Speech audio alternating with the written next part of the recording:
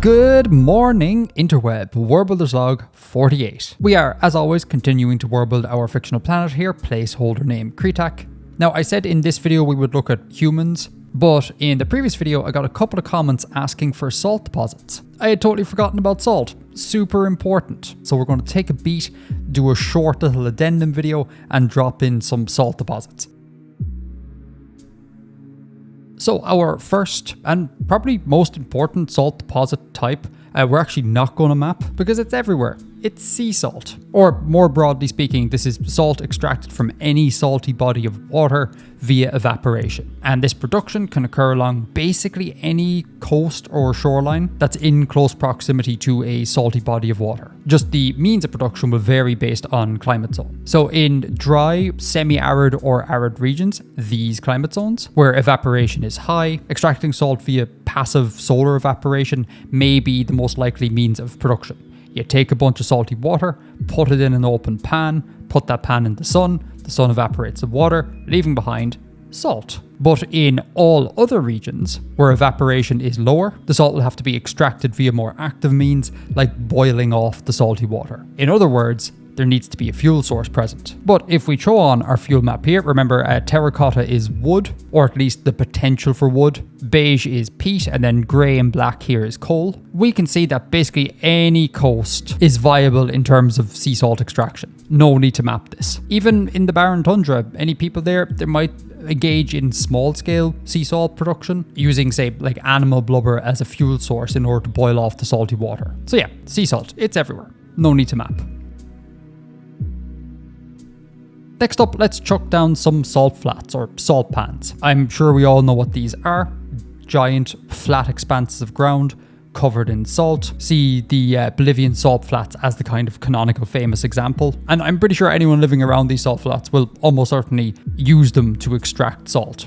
So, these form in arid regions where bodies of water have been evaporated away, leaving behind the salt, plus, other minerals. In many ways, this is like the natural version of the previous step, the sea salt extraction. That was man-made. This is the earth just doing it for us. Always fun. So what I'm going to do is I'm going to look for depressions in current semi-arid or arid regions where there's clastic sedimentary rock present. So both the depressions and the clastic sedimentary rock are indicative of previous lakes or ponds, and the arid climate zones, lots of evaporation. You know the deal. Now, in terms of depressions, I'm going to look at three types. The first one, the easiest one, is just random depressions.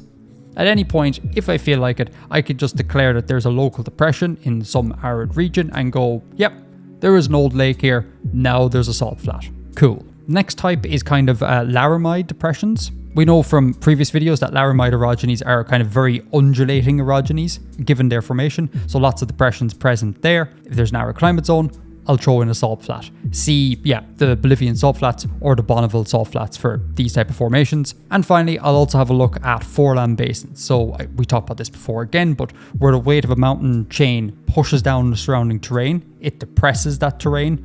Depression, given the right climate zone, possible salt flat. I'm sure there's other places where salt flats can crop up, but for the most part, I think that's the low-hanging fruit, and it'll get us 90% of the way there with 10% of the effort. So yeah, let's do it. Salt flats engaged.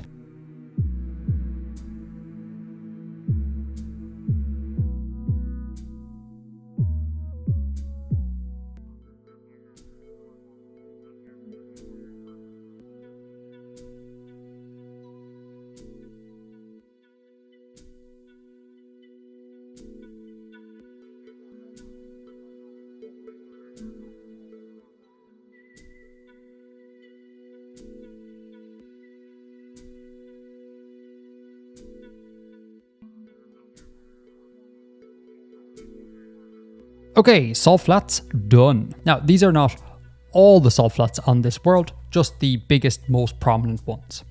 And speaking of big ones, this boyo here, he's large.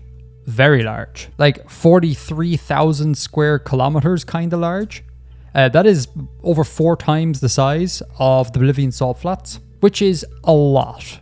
So I might reduce him. Now, that is not to say that the Bolivian salt flats are like the maximum size salt flats can get. Like one day the Mediterranean Sea is going to close up and create a salt flat that will just completely eclipse that which Bolivia has. But just to be safe, notice that the Bolivian salt flats are in a tectonically active region, and the Mediterranean Sea closing up would be is a tectonically active region. This here, not so much. In fact, I think it's even a craton, isn't it? Yeah, it's like craton adjacent.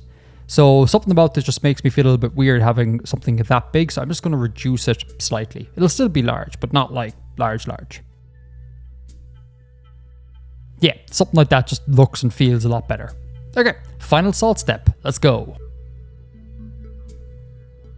Okay, let's finish up with halite, aka rock salt. So think like salt mines and all that fun stuff. Although fun and salt mines, particularly in antiquity, not two words that should go together. Salt mines were horrific back in the day, and I suspect probably still are.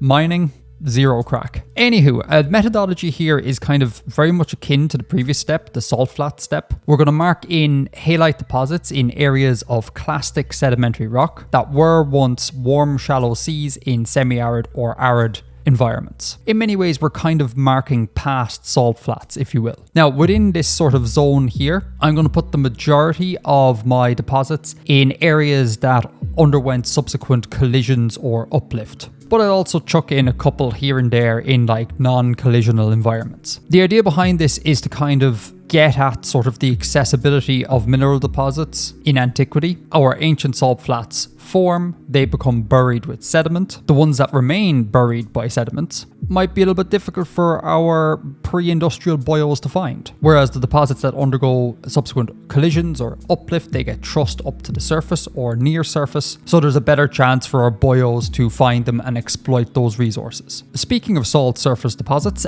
shout out here to salt glaciers. These are just so cool. This is the Zagros Mountains in, I believe this area is in Iran. And the whole area here is underlain, if that's a word, by a whole bunch of salt. The region is very mountainous, so there's lots of folding and thrusting and compression.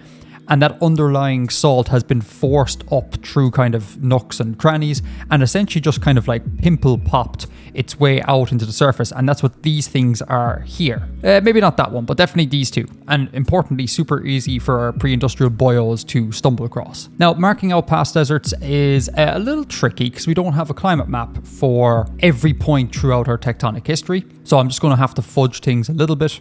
Not that big a deal. Much like the last video, here's the beginning of our kind of shallow seas period, 290 million years ago. Here is the end of the period, 120 million years ago. And these yellow bands here represent kind of, I guess, modern day Earth desert bands. Hot desert bands, running roughly from about 20 degrees north and south to about 33 degrees north and south. So I'm just going to go ahead and kind of mark in rough areas where I think we might find hot deserts and hot steppes. Bearing in mind that we find deserts in the interior of continents and on western coasts. Oh, and also because this is the start of the shallow seas period, it's just after supercontinent breakup, the conditions are quite dry, so I might go a bit beyond this zone here, whereas the conditions here are a little bit wetter, so I might either stick to the zone or shrink it a little bit. We'll see how we go.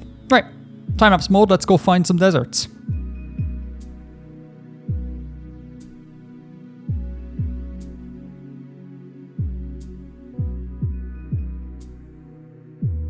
Cool, so those are some tentative deserts and kind of steppe regions drawn in. So now I'm going to extrapolate between the start point and the end point of this period, eyeballing where there might have been shallow seas and putting in the salt deposits accordingly. Final time lapse, let's go.